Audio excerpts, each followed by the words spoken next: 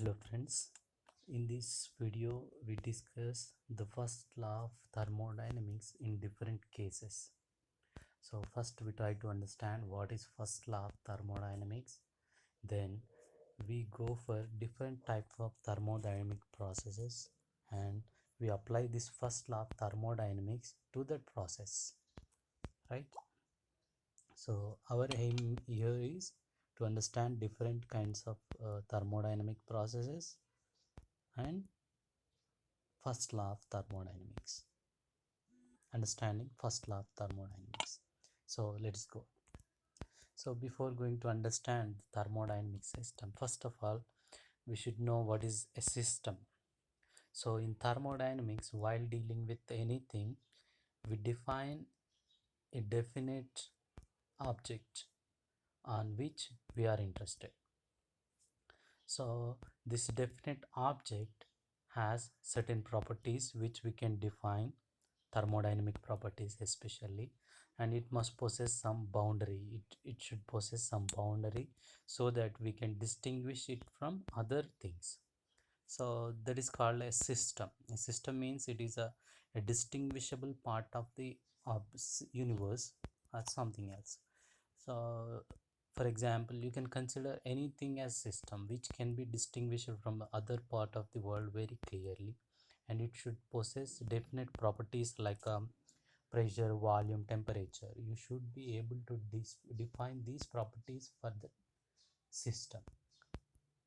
And the surroundings, whatever the things outside of this system, they are called as surroundings. Suppose you are considering something as a system, you must able to distinguish its surroundings, its outside, what is outside the system, what is inside the system. And inside the system you must be able to define the properties of the system, especially the thermodynamic properties like pressure, temperature, and all those things, volume, etc. And here the system can be anything, right? You can, it may be imaginary or it may be real object. You can consider anything as a system, right? You can consider your home as a system, right? Your home, because it is distinguishable from the surroundings, you have a clear boundary, right? And you can define definite pressure and volume of your home and temperature for your home. You can consider a person as a system. Anything you are interested, anything that is distinguishable from the surroundings can be considered as a system. And a gas balloon, an engine of a vehicle, or the vehicle itself, so many things. In general, we consider some gas chambers or gas enclosed in a cylinder fitted with some piston, like that. So anything that is clearly distinguishable from the surroundings and can be defined, can be having a definable pressures, volumes, temperature, can be defined as a system, right? Here, before going to discuss this first law of thermodynamics, we discuss one universal law. Here, this universal law means it is the growth law. Generally, you may consider any living thing, right? For example, human beings or plants, whatever it may be. So for simplicity, first we consider human beings, right? As human beings, here our primary need for survival is food. We take food for survival, and the food we take as a fuel. How we are using that food? We know that the food helps us to grow in size, because you grow with food only, right? As you take food, your growth increases, right? From kid to young, and again adult, all those things, you're grown ups, right? You're growing day by day, your body size is increasing, so that is called growth, right? And one more thing, the food we take helps us is doing work. You do work, right? As your kid, you play. For playing you need energy, that energy comes from food, right? Similarly, when you grow up, you do something for survival, you work, right? So for that work you need energy, that energy comes from your food. So basically, at any stage of human life, the food you intake is basically of two uses. The primary use of food we take is for our growth, the body growth, which helps us to grow our body. And the secondary use of the food is for doing work. So the food we intake is used for two things. For one is for growth and the one is for doing work. Similarly, you consider plants. Plants also they take for photosynthesis. They take sunlight for photosynthesis and they prepare food, right? And the food they have taken, they uses for its own growth, because the plant becomes a tree and it grows in size, it leaves some becomes bigger, right? Its stem becomes larger. Likewise, plant uses that food for its own growth, and remaining part is used for doing work because it sucks water from the ground, right? It has to protect from enemies or from animals, it produces some liquids. So all these energies, they do come from the food it takes. So all living beings, the food they intake is used in two ways. One is for their growth, they increase their energy. Growth means increasing their energy, sorry, and doing some work. So the food intake is used for growth as well as doing some work. The first law of thermodynamics states the same thing. The heat supplied to any system, heat energy we supply to any system, it can be used in two ways. One is doing some work, other one is internal energy. It is just like growth for our body. The system increases its internal energy. Here, as I said earlier, generally in discussing thermodynamics, whenever we say system means we consider a gas which is in some cylindrical container fitted with some piston.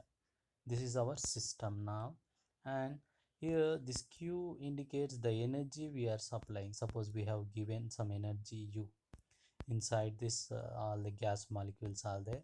As you are supplying heat energy, they get more and more energy, their kinetic energy increases. When their kinetic energy is increasing means their internal energy is increasing, because kinetic energy means it's internal energy of the gas molecules that we have studied earlier, right? So as the kinetic energy goes on, as you supply heat energy, their kinetic energy goes on increasing, and number of collisions with the piston also increases. This number of collisions with the piston applies pressure on the piston. Then when the piston exceeds its bearable pressure, then the piston starts moving upwards. It moves upwards, right? Earlier it was here in this position, now it is here. So the piston has moved upward because it can bear only limited pressure. As you are supplying more and more heat, the more number of collisions causes more pressure on the piston. If this pressure exceeds the limit of the pressure that can be bearable by the piston, then piston simply starts moving upward, right?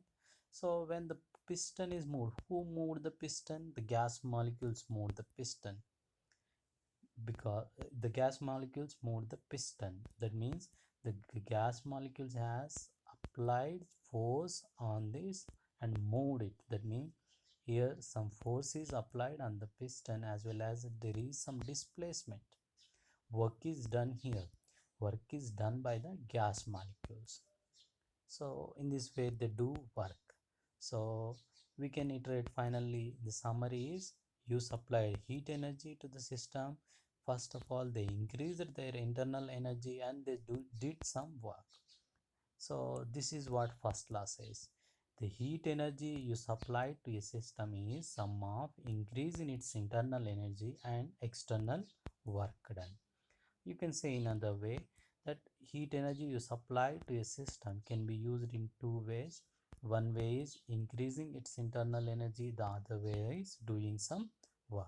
In general, heat energy is indicated as delta Q. Delta Q means change in internal energy. Change in internal energy. Delta Q means change in internal energy, and delta U, this is internal energy.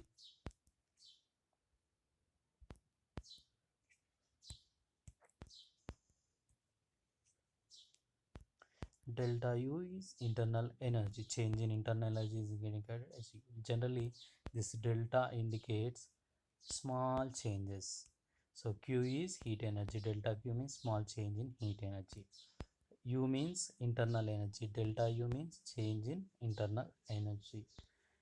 W means work done. Delta W means change in work done. These in deltas indicate small changes in work done, right? So in a brief way, we can say that the amount of heat you supplied to a system is used in two ways. One is increasing its internal energy and doing some external work.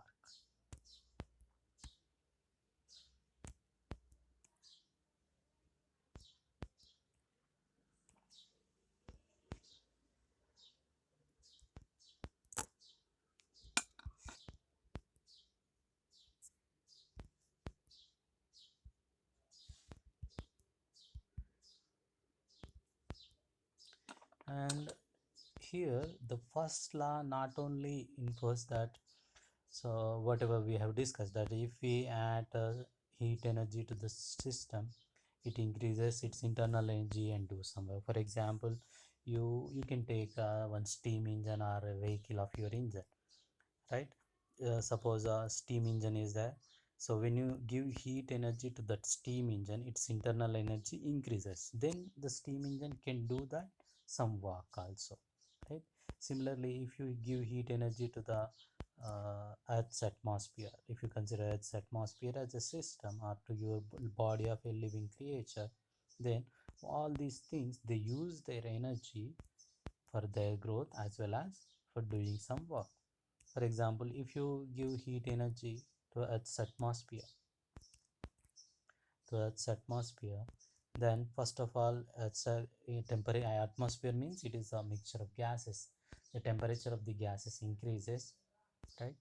Increases, then the temperature can do the then the temperature of the gas as increases more, then these gases can do some work, right? So here heat is used for increasing their internal energy and doing some work. We can also state in some other way. Instead of giving heat to a system, if you do in a reverse way, suppose if you do some mechanical work on the system, then we can expect some increase in internal energy, increase in temperature. That means instead of giving heat to the system and making the system to do mechanical work, you are moving it in reverse way. You are doing the mechanical work so that the system can increase its internal energy.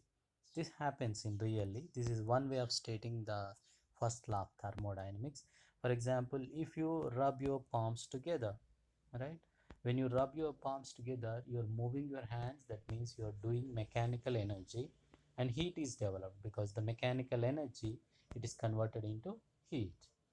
Similarly, suppose you are quickly pumping your bicycle continuously using the air pump, then you can touch the air pump and feel the heat because as you are doing continuous mechanical work on the pump, its temperature increases because heat is added to that system. So here we are doing in reverse. We are doing mechanical energy and we are adding, then heat is added to the system. This is two-way matter. Two-way. That means if you give heat energy, then it increases its internal energy and can do some work, right? Otherwise, if you do some mechanical work, then it increases in internal energy. Heat energy can be added to the system, right?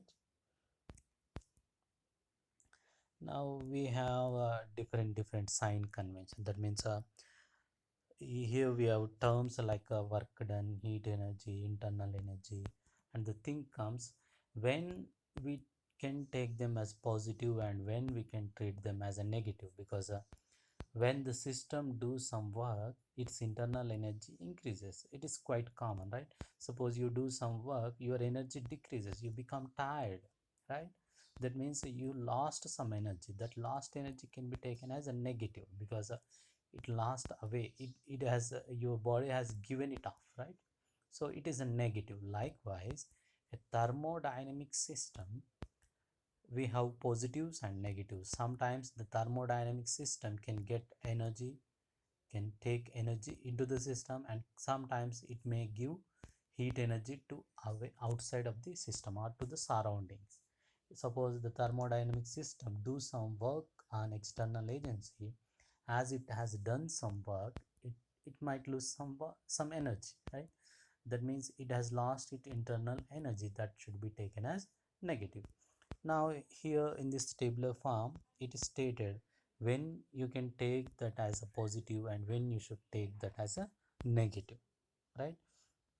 Here you can see, first we discuss about amount of heat.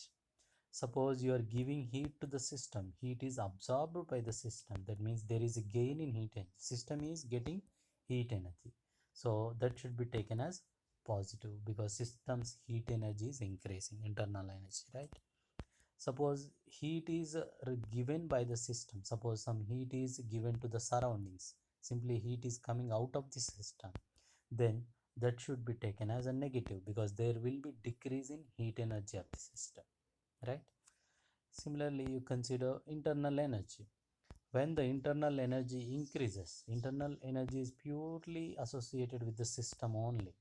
So when you give heat energy, its internal energy increases. There is increase in internal energy, that should be taken as a positive. Suppose the system do some work, then its internal energy decreases. The decrease in internal energy should be taken as a negative, right? Similarly, work done. If work done by the system do some work, then that can be taken as a positive because system is doing work here, right? Instead of that, some work is done on the system. Suppose work is done on the system. Suppose you're simply um, just compressing the piston. That means you are doing work on the system. That should be taken as a negative. Okay, when you do, because system is not doing any work, you are doing the work, so that should be taken as negative. Next, here we have some application. That means we can use this thermodynamics, we can use this first law of thermodynamics in different situations. In thermodynamics, we take our system to different processes. Sometimes we may need to keep the temperature as a constant. These are called constants or conditions have to be met. Sometimes we may keep temperature as a constant. Sometimes we may need to keep a pressure as a constant thing. So we keep the pressure as a constant, and we take the system to undergo different processes, right? These processes are called thermodynamic processes. Based on the constraints or the conditions imposed on the system, they are named as a different processes. The most common and important four processes are listed below. They are called thermodynamic processes. So the first thing is isothermal process. The name itself, iso means same, thermal means temperature. Temperature is kept constant in this process, right? The second one is isobaric process. Isobaric means, iso means constant, baric means pressure, pressure is constant. Isochoric means it is volume constant. Adiabatic process means it is heat energy of the system remains constant, right? So these are the four thermodynamics most common. There are other thermodynamics processes also existing, but these four are the most common and most useful processes, right? So now we discuss one by one the process, and we apply first law of thermodynamics to them.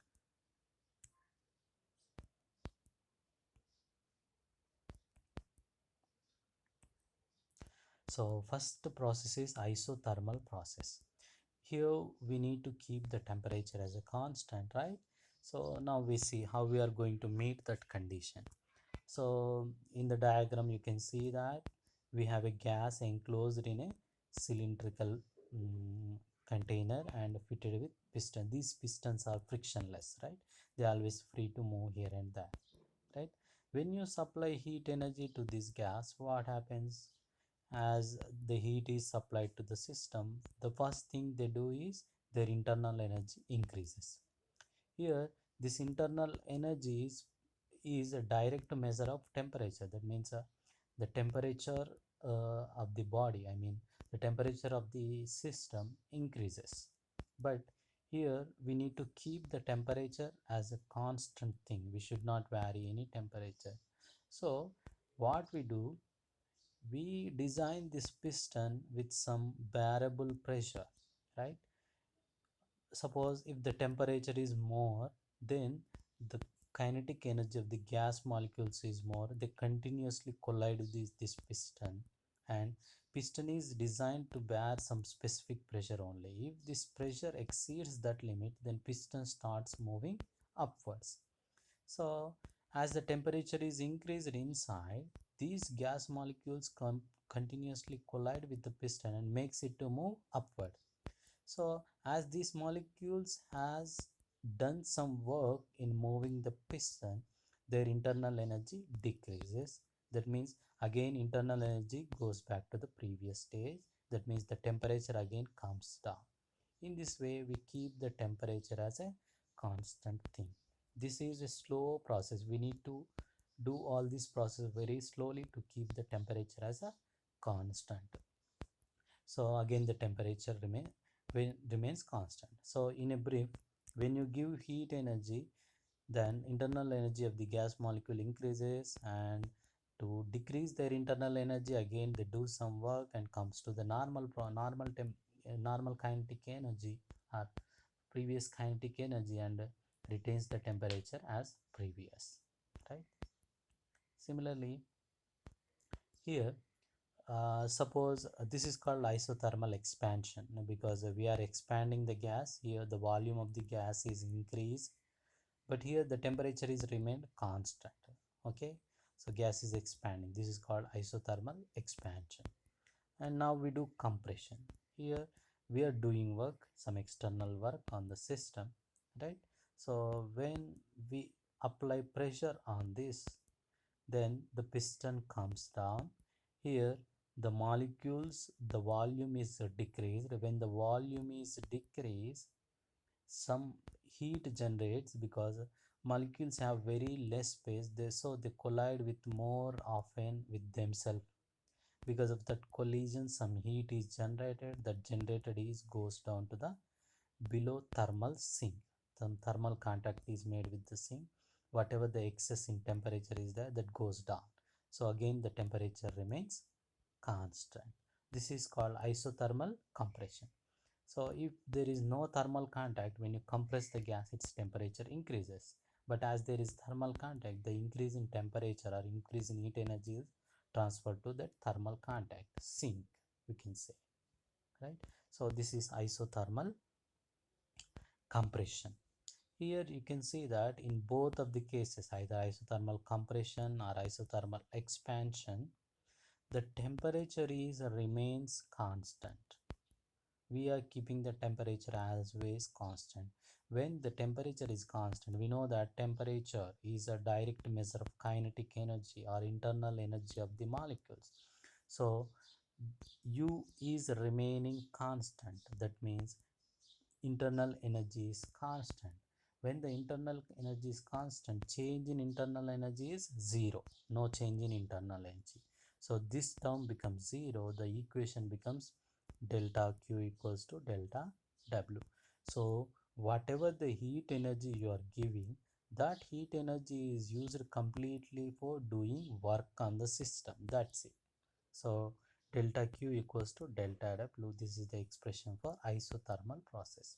So in isothermal process, whatever the amount of heat energy you give, that is taken as doing some work only, right? The heat you given is purely used for doing work. And similarly, the heat that is taken out, here heat is taken out because we done some mechanical energy, right? So if some mechanical energy produces, sorry, mechanical work produces This mechanical work done produces some heat that is taken out. Whatever the mechanical energy you do it, that is converted into heat and taken outside. So the work done here, mechanical work done, is converted to heat energy and took outside. So this is the implication of first law of thermodynamics in case of isothermal process. And next we go for adiabatic process. Here adiabatic process, the important condition here is the heat energy remains constant. No, these cylindrical walls are perfectly insulated. Here you can see in diagram it is indicated insulated. No heat can go out or no heat can come inside the gas or inside the system. The system's heat energy must be constant, remember, right? So here it is just quite seems to be quite normal that suppose you are simply expand, this is a compression. When you compress this piston, you are doing some mechanical work. That mechanical work is converted into heat. Because of that, pressure inside the gas increases and temperature increases because heat is not coming out, it is perfectly insulated. So whatever the mechanical work you do, that is converted into internal energy, heat energy, right? Pressure also increases because more number of collisions, because less space for the molecules to move, so more number of collisions with the piston, so pressure also increases, right? Now when you expand the gas, suppose you compress from this state to this state, you are just expanding freely, it is expanding itself, nobody is doing work here. But who is expanding it? The gas molecules are pushing that upwards. That means gas molecules are doing some work on this. So when the gas molecules do some work on this, the internal energy decreases because they are doing some work. As they have done some work, their energy should decrease. So their internal energy decreases, that means the temperature decreases. Similarly, they got more volume, more free space to move here, so number of collisions with the piston decreases, so pressure also decreases. So here in this adiabatic process, we are not giving or taking any heat energy. That means delta q is equals to zero. No change in heat energy. We are keeping heat energy as a constant. We are not giving any heat energy, we are not taking any heat energy. So this becomes zero. When this becomes zero, you can see delta u and delta w only remains, and we can write this as delta u equals to minus delta. In the box you can see bottom is visible, right? In this box you can see now. So delta u equal to minus of delta w, because it is in reverse, right? Suppose you are doing externally some work, then it increases its internal energy. So internal energy is positive, but the work you are doing externally, that becomes a negative. System hasn't done some work. Suppose the system is doing some work in the second case, in the adiabatic expansion, system is doing some work, then its internal energy decreases. So this work and energy are oppositely proportional. If the system does some work, then its energy decreases. If external one does work, then system's internal energy increases and the work becomes negative. This is about adiabatic process. Isobaric, we know isobaric means pressure is constant in this. To keep the pressure as a constant thing, here in the piston, on the piston we have kept some weights. This keeps the pressure as a constant thing, right? This piston can bear only that much pressure. If the pressure exceeds, the piston starts more, right? Right. And here in isobaric process, suppose you have a system like this and you are giving heat energy to the system, right? Then what happens? Initially the pressure is constant thing, right? So as you give heat energy slowly, the internal energy of the gas molecules increases. First they get more and more kinetic energy, when they get more and more kinetic energy, pressure inside increases, right? But this process, isobaric process, we need to keep the pressure as a constant thing. When the pressure increases, this piston cannot bear specified pressure, so that gas molecules continuously colliding with this piston simply makes it to move upwards. Now, when the piston moves upward, the volume has been increased, so molecules got a lot of space to move here and there, so less number of collisions with the piston. That means pressure has decreased or reached to the previous level. So once again I'm explaining, it is simple. When you supply heat energy to the gas molecules, they collide more, their kinetic energy increases, they collide more with the piston, so that they apply more pressure on it. That means pressure is increasing. When the pressure is increased beyond the limit, this piston starts moving upwards. Now the volume of the gas increase as the piston is increased, so gas molecules can be moved freely here and there, less number of collisions with the piston. That means pressure is decreased, it reached to the previous level. So this is how we maintain pressure, constant pressure in isobaric process. And here you can see that there is some change in volume, means it is work done. We know work done is given as pressure into change in volume, so pressure multiplied with change in volume. Here you can substitute, here in place of work we substitute P into delta V, right? Now the equation becomes delta Q equal to delta U plus PWV, change in internal energy plus some external work done, right? So this is about isobaric process.